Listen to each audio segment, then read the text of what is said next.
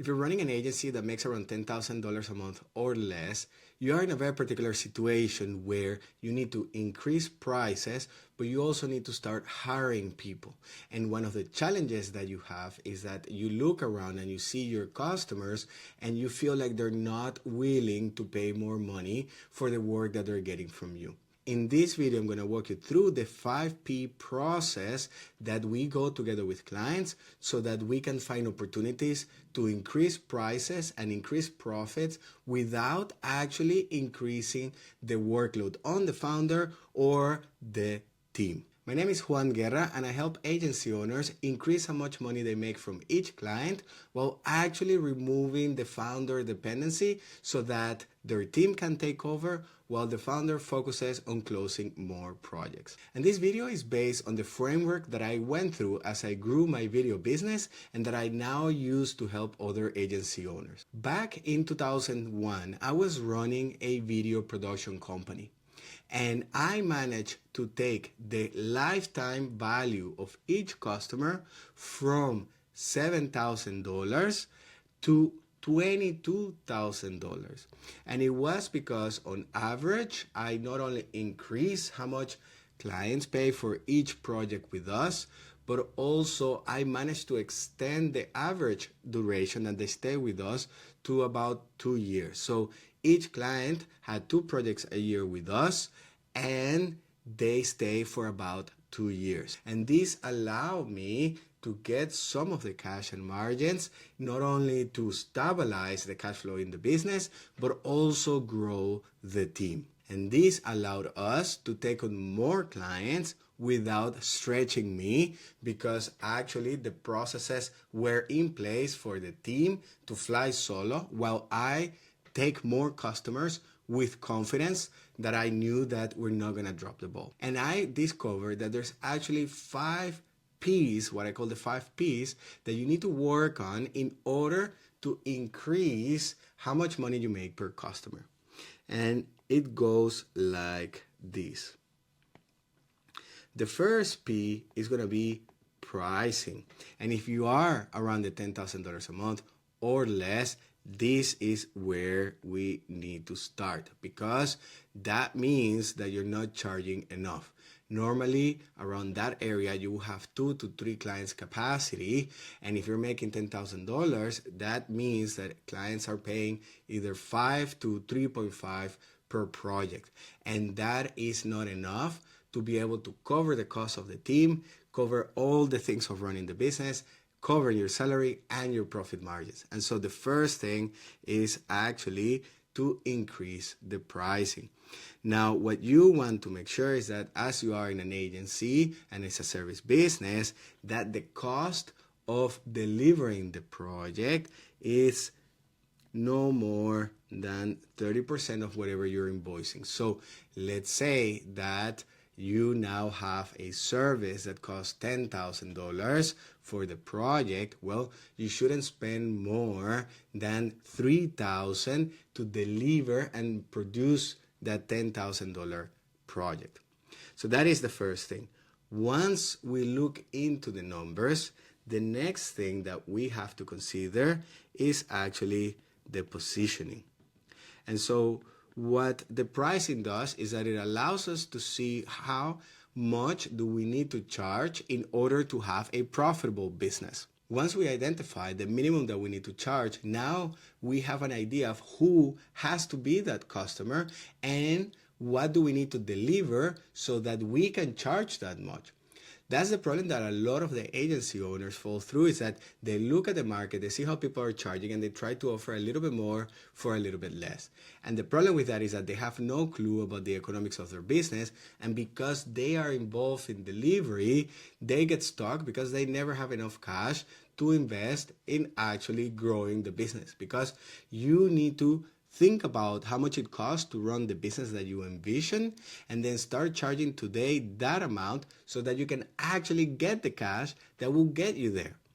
And so it's the only way that you're going to have the resources to make the decisions and the actions to build and materialize that business that you're envisioning. And the majority of agency owners get stuck because they think that the transition from owning a job to owning a business happens naturally with time as they grow.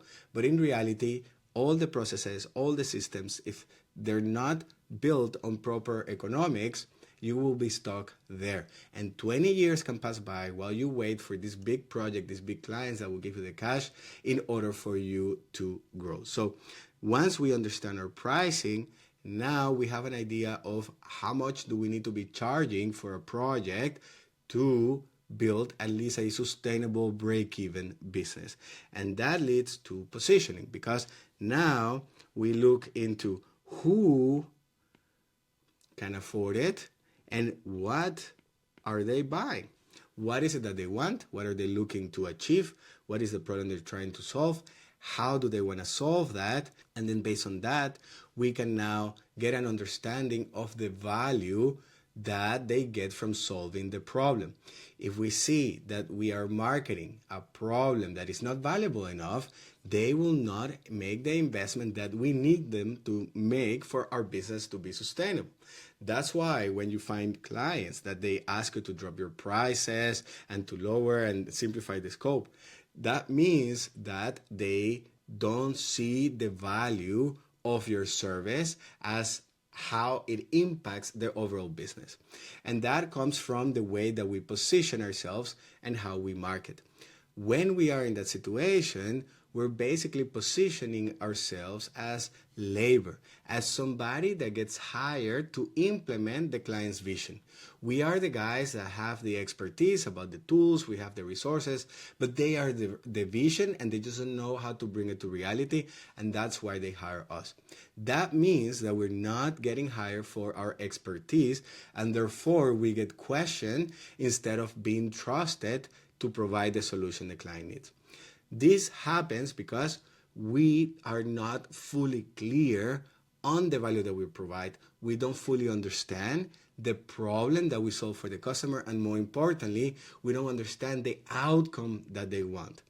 This happens because when a client comes in, if they have a different problem to be solved compared to the client before, that means that we're going to go into the drawing board trying to figure out some solution that we can package based on our skills and what they want so that we can close this client. And that comes from the mindset of, I have somebody in front of me, I don't know when next time is going to be, I don't know how next week is going to look like, I need to figure out a way to close them. And as long as we are in that place, it's going to be really hard for us to position ourselves as the go-to expert, because the expertise doesn't come from showing that we can apply our knowledge to their problem. Actually, it shows that our expertise comes from having a proven solution that we deliver for people who want that outcome and for people that are coming with that problem. The challenge that I see when I talk to clients is that they think that when I tell them about designing one premium service that they sell over and over, they think about their current customers and they panic. They're like, there's no way, because all my customers are different, they need different things, this will never work. And what they don't understand is that right now they have random and different customers, clients, because they keep solving something different for everybody, and therefore they get recommended for many things. When you work on your positioning and look into your zone of genius, you look into your competitive advantage and identify a key problem that you can solve better than everybody else in your market, and that you now start developing a solution tailored to that outcome and that problem, you will master, you will unlock levels of mastery that you will never see before, because you're constantly starting from scratch. And so basically what you're doing is going from growing horizontally, where you have all these different projects that you can do, to now focusing vertically, where you go deep into a problem and understand the problem that the person has, how they see it internally, externally, what are the new problems created when that problem is solved. And so that's where now we go from selling to the market to selling to our market, and we're able to develop a solution that they can only buy from us, positioning us as the go-to expert. And so basically, we go ahead and create our market of one. The next P that we have to go for is actually packaging. And here's where, now that we understand and empathize with our ideal customer and we understand their problem, we look into the market and what are the other solutions that they have and they can hire to solve their problem. So that doesn't mean necessarily other agency owners that are in your space, but it means every other way that the customer can solve the problem that you can solve for them. And that means either doing nothing, or hiring an intern, or having a spreadsheet that they can fill in, or some kind of GPT, whatever it may be. And so what you want to now look into is identify what are those solutions, and then you bring it together into one premium signature service. So normally what agency owners do is that either they start by the hour and they see that that is too hard, they're leaving money on the table, and so they start to create some packages. Yeah, and so they have a small one, a middle one, and a premium one. And so the idea is that they can talk to the customer and identify which package is for them. But you obviously always try to sell them this one because it's where you can make the most money. You're in love with the solution. You see the most potential for them in there because it has the more things that they can get the most results. But they know that and they feel that you're trying to sell them things that they don't need. And so that's why they start looking in the other packages. And at the end, what happens is that you have a compromise. A compromise because in order to justify a smaller price for a smaller package, you are taking stuff out. And that means that the results of that package are less than optimal. Now, the problem with that is that future clients are going to come in, are going to see the results of that project, and they're not going to think, maybe that client had a smaller budget and therefore they got those results. No, they're going to think that that's the best that you can do. And so what we want to do is avoid that at all cost, because now not only the client is compromising, but now we are losing future customers because their expectations towards the results that we can do. And what we do when this happens is that we still go ahead and actually tailor some of these things for the customer and then give it a price for them. So that's why we still spend hours making proposals, adapting something, and then in the end, we just solve a different problem for each person. What we want to do is, instead of doing that, we look into what is exactly needed to deliver results for a customer. What are the best kind of results that we can deliver for the value that we need to charge? And when you do that, now you start creating that ideal solution. For example, in our case, we were broadcasting events on social media. Now, in order to make this an engaging event, we needed to have at least 2 cameras. And then we need to embed the slides. So now we have elements that we can change to make things more engaging for the viewer.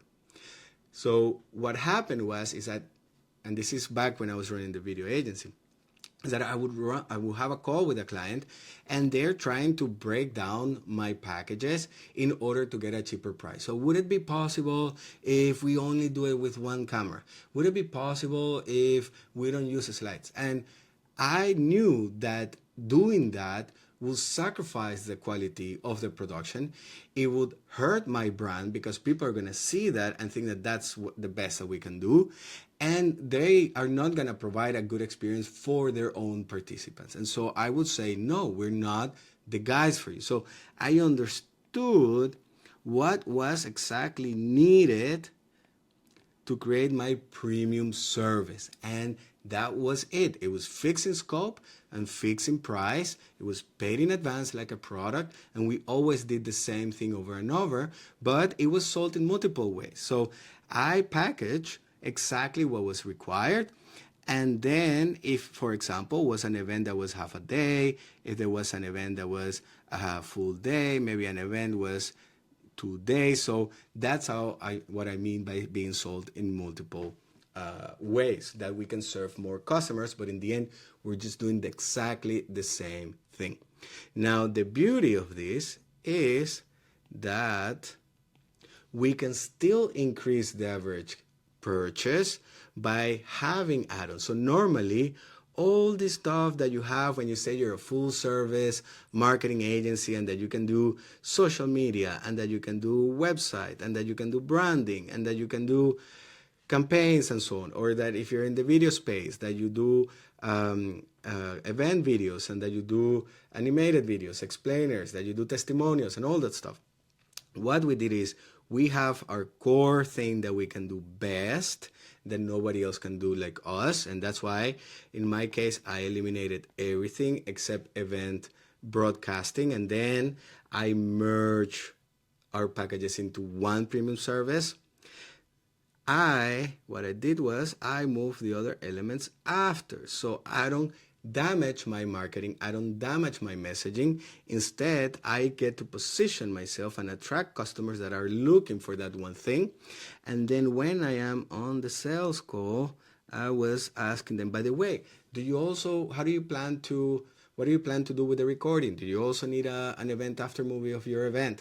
And so little by little, now that I have their trust and they believe in me, now I just continue to solve other related problems. And so that's the process of what we call to develop a premium signature service. Once we have that, now we have two more things to take into consideration, and that is your processes and your people. So when it comes to processes, what we have here is that we already define what is that one thing that we're going to sell over and over and over. So here has to do with how we deliver it. But what founders don't think about is that there is a particular reason why you feel that clients want to work with you. You understand them inside out. You're there. You're the one who's willing to go out of your way because it's your brand, it's your face. You sold them. They trust you. It's your communication. It's you. And so what we need to do here is not only define the process that we follow to deliver your premium signature service, but also capture your founder's essence. And that is your secret sauce. That is your particular way of doing things. So we need to document or map your process, meaning we need to go from adapting to every customer and tailoring things and so on to defining how do we work and how do we deliver this. So how do we delight customers at scale in a way that is replicable so that each customer has exactly the same experience, and every time they come back, they get the same experience as last time. This is how we're going to retain customers. This is how you're going to increase capacity. And this is how you're actually going to make more money from them, because clients come for the results, but they stay for the experience. And even though if you increase your prices and your value is still higher than what they're paying, if the experience is not good or is not consistently between the times that they come to you, they will not come back again.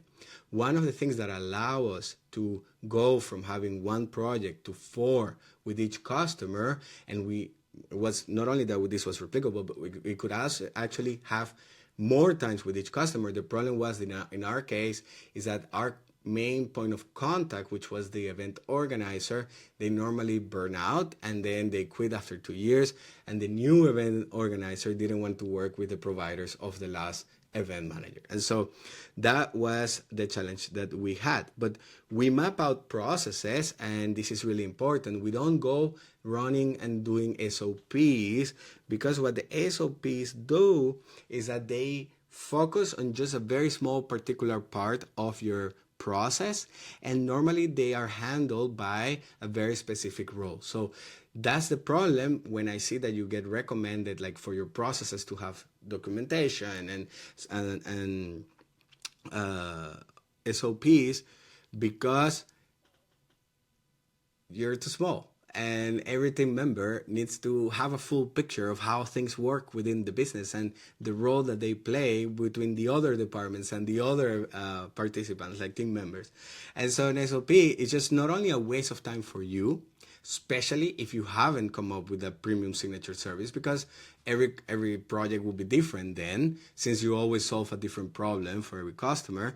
And so this is completely useless. And that's why if you invested the time to do that, people are not going to check them. They're not going to go through them because they're not useful. What we want to do instead is map our process so that we can visually see what happens when, define our structure for the business, and define what success looks like. We want to define our structure so that we understand what are the roles, what are the responsibilities, who is doing what. In my case, this is quite a challenge in the beginning, because you have all the roles, and as you start hiring or getting help, you need to take the roles out of you. And I know that there is a lot of recommendation on as you buy back your time to delegate bookkeeping and get an assistant and so on. But that stuff works in a SaaS company where you want the person to stay programming and building the tool. But in a service, like in the SaaS business, like you replace yourself by, you are the expensive person and you give away the smaller task. In an agency, especially in this model, yes, you are the expensive knowledge expert. But when we map out our process and we define what success looks like and we define our structure, because we have a premium signature service, what's happening now is that you're going to have a process that constantly repeats itself. But because we capture the founder's essence, now everybody that follows that process should achieve the same results as you without having or the need to have the ages of experience and skills that you have. Instead, you can hire somebody with the right mindset and the right attitude, teach them how to follow that process that you have created, and then they can get the same results as you. So what you do is now you bring the cost of what used to be $100 task or $200 task, because you need an experienced expert to do it. Now, because you are the expert and you got everything out of your head and you documented it, now you can have somebody that is getting $20 an hour to follow your instructions and then get the same results as you. And that is the key element in this, because now you drive profit margins, and because every project builds on the last one, now you increase quality and you lower your costs, because you go from you being the one doing the stuff for $200 an hour to now having somebody that is doing it for $20 an hour that you can trust to perform because they're following your processes. And so that leads to point number 3, which is people. And most of the time, founders and agency owners that reach that level, about the $10,000 a month, they need help. And they, instead of doing all these 4 elements, they start with people. And they look around and they look for some friends that they can ask, hey, you can help me, I'm looking for somebody, do you know somebody? And then they just get somebody in. I went through 10 people just like this in order to finally understand this. Because we map out our processes in the last step, Now, what we need to do is define our culture, values, mission, and purpose. And then based on that, we're going to design our interview process. Now we know the structure, so we know the roles that we're looking for. That means we know the stuff that they need to be working on. That means we know what kind of characteristics that person needs to have, which then we combine with questions in the interview process to evaluate for all these elements so that they are a culture fit. And once they start working with us, we now go through a training process where they get to see how it is that we work, how it is that their role is gonna deliver and do the stuff. They get to see how the whole company works and where each other team member is coming in the process. And therefore, they also know what success looks like. So they know what they need to do, they know how to do it, and they know why they are doing it. And it is when you have these three that now people can have the autonomy to take ownership over the role and start performing. They have the how, the what, and their why. But the most important thing here is that you train them and get them to a level where together with that knowledge, now you give them authority and responsibility. And this is responsibility.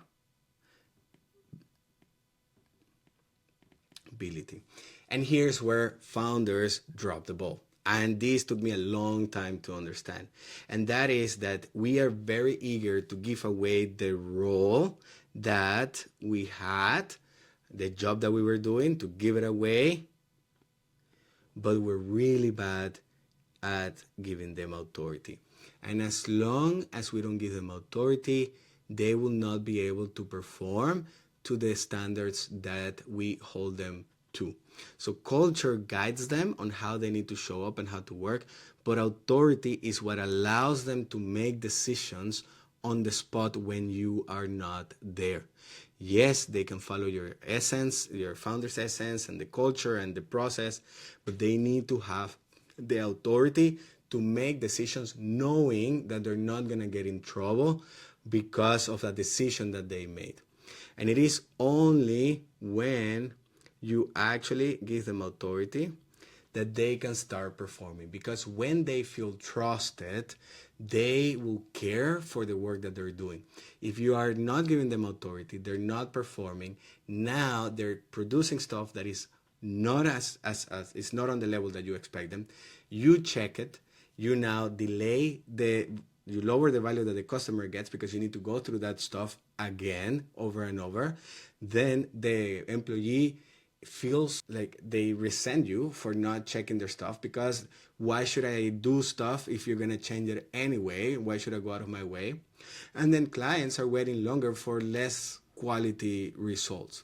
And so when we have these processes, now we can step back and start giving authority to the team little by little as we're building our confidence and building our trust as we grow as leaders, and we start getting them to perform. Most importantly, we connect them directly with the customers. And so when we connect the person, our team member, with the customer, we now give them the responsibility. We hold them accountable. They know how success looks like. They know what they need to do. They feel empowered. They feel trusted. They take ownership over their role, and they are more connected with the results. And clients get results faster that are better, and they feel also that they get to influence the process because they're dealing directly with the person that is doing the actual work. When you go over those 5 P's, you will be able to make more money per client. And that is exactly the process that we follow to get more clients that stay with us longer and spend more money. And that is the same process that we go together with customers, depending in which stage they are in their journey. If you want to know more about this, and if you're interested in seeing how we can actually help you, well, we run private, meaning one-on-one with you, sprints. These are service design sprints for agencies and consultants who are looking to go from $10,000 a month all the way to 30,000 and beyond with a signature service that they're able to position themselves as the go-to experts in their market and increase profits while actually decreasing their workload. If you're interested in knowing more about that, go ahead and click the link below and you will go to our website where you can find more information. My name is Juan Guerra. Thank you so much for making it this far. And if you like this video, make sure to like it and subscribe. And if you have any questions about anything that I said today, you can go ahead and leave them in the comment section. I'll be happy to get back to you. Thank you so much, and I hope to see you in another video.